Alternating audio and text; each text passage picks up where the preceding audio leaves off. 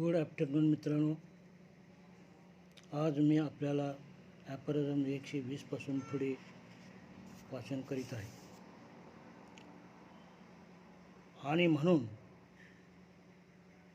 प्रत्येक औषध की ज्यावर आपले जीवन व मरण तसेच निरोगी अवस्था व रोगी अवस्था अवलंबून आहे, ते अन्य इतर औषधापासून स्पष्टपणे वेगळे समजले पाहिजे.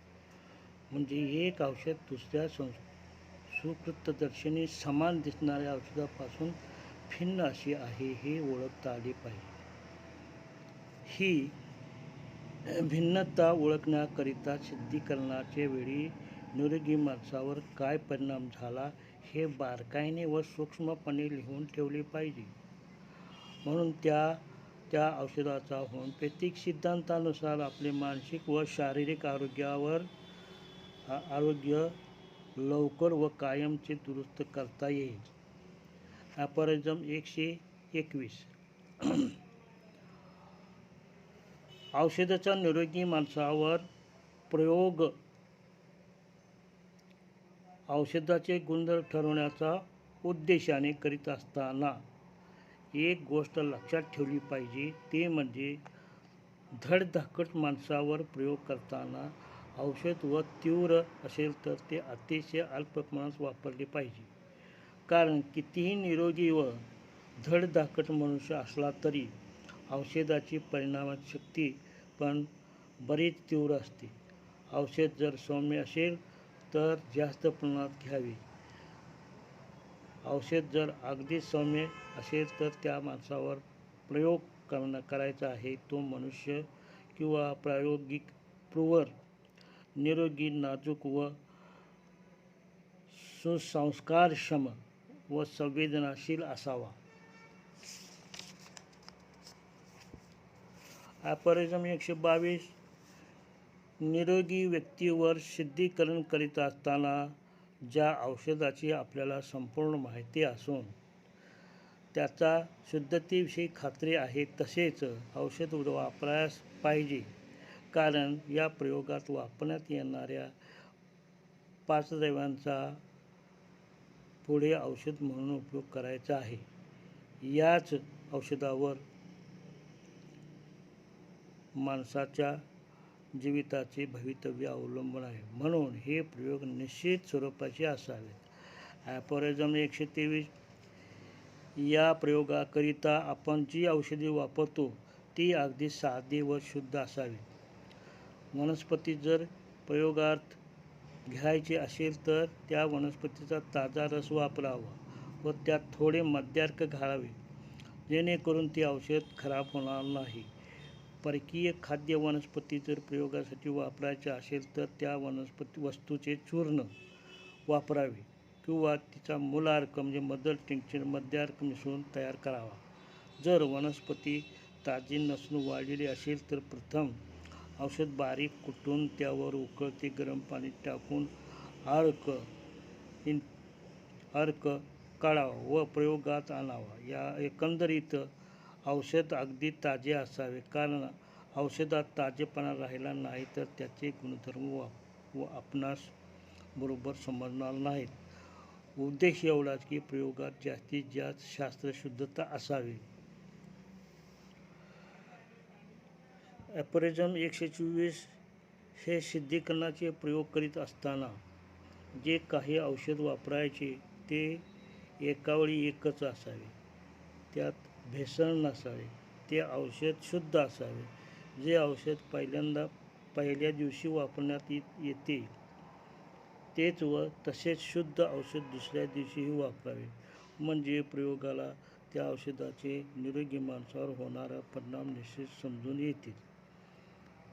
जोपर्यंत हे प्रयोग चालणार आहेत तोपर्यंत त्या व्यक्तीचा इतर कोणत्याही औषधद्रव्य देऊ नये. ॲपरिझम 125.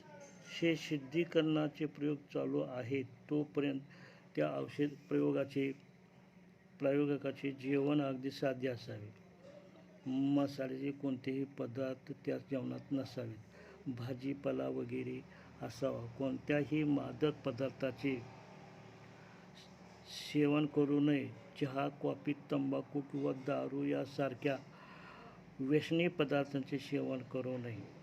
चहासारखी पेयसुद्धा त्याज्य सांगितले आहे. हे सर्व सांगण्याचा उद्देश एवढाच की जी काही लक्षणांची नोंद होणार ती फक्त औषधामुळेच निर्माण असलेली असावी.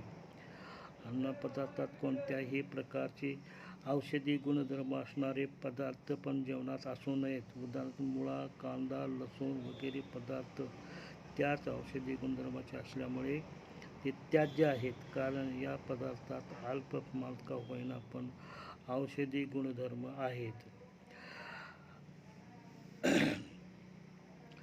ॲफोरिझम 126 याशिवाय हे औषधीकरणाचे प्रयोग चालू असताना प्रायोगिकाने कोणत्याही प्रकारचे मानसिक व शारीरिक श्रम करू नये. कोणत्याही प्रकारचा प्रक्षोभ मनोविकारात, उदाहरणार्थ क्रोध, मत्सर, माया, लोभ व काम, वासना इत्यादीला बळी पडू नये. मन अगदी शांत ठेवावे. स्वतःच्या अशा उद्योगधंद्यांची वगैरे चिंता करू नये. त्यामुळे मन चलबिचल होईल. सर्व वेळ याच कामात घालवावा. याशिवाय प्रायोगिक सुबुद्ध असावा व त्याने त्याला होणाऱ्या विविध संवेदनांची काळजीपूर्वक व बारकाईने नोंद करावी. मनात व शरीरात होणारे सूक्ष्म बदलसुद्धा त्याला नीट वर्णन करता आले पाहिजेत. ॲफोरिझम 127 हे सिद्धीकरणाचे प्रयोग करताना प्रायोग दोन्ही प्रकारचा असावा, स्त्री आणि पुरुष. कारण औषधाचा परिणाम लैंगिक बाबतीत पुरुषावर व स्त्रीवर काय होतो हे वेगळे समजले पाहिजे. ॲफोरिझम 128 अगदी नुकत्याच गेलेल्या निरीक्षणावरून असे आढळून आले की सिद्धीकरणाच्या प्रयोगात औषध स्थूल स्वरूपात जर दिले तर त्याचे गुणधर्म फक्त स्थूल पातळीवर दिसून येतील. पण त्याऐवजी त्या औषधाचा खल करून म्हणजे ट्रिच्युरेशन करून त्याचे सूक्ष्मीकरण करून शक्ती वाढवून रोग्याला ते औषध द्यावे म्हणजे त्याचे गुणधर्म चांगले दिसून येतील.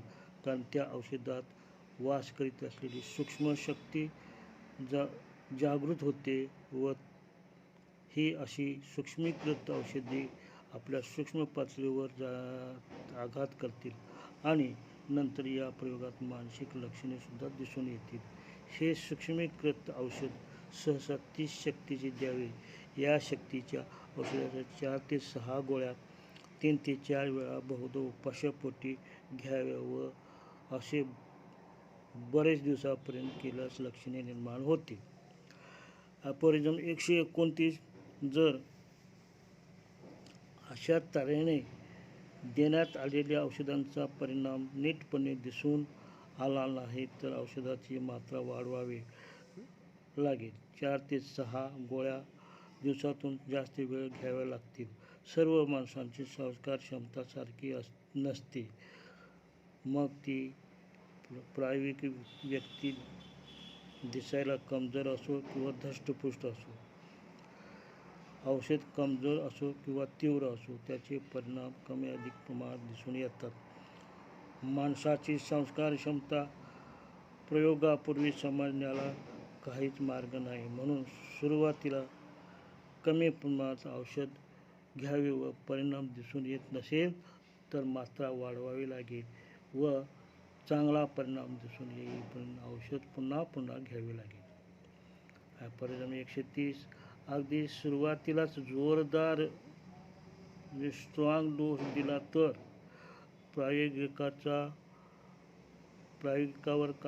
प्रायोगिकाचा कोणती लक्षणे केव्हा उत्पन्न झाली, प्रथम व नंतर होणारी प्रायमरी आणि सेकंडरी कोणती, आलटून पालटून निर्माण होणारी लक्षणे कोणती, यांचा क्रमांक कोणता याची नोंद करताना घोटाळा होणार नाही. जर प्रायोगिक हुशार व सुबुद्ध असेल तर औषधाची मात्रा सौम्य असली तरी औषधाचे कार्य किती दिवस चालते हे सुद्धा त्याला समजून येते.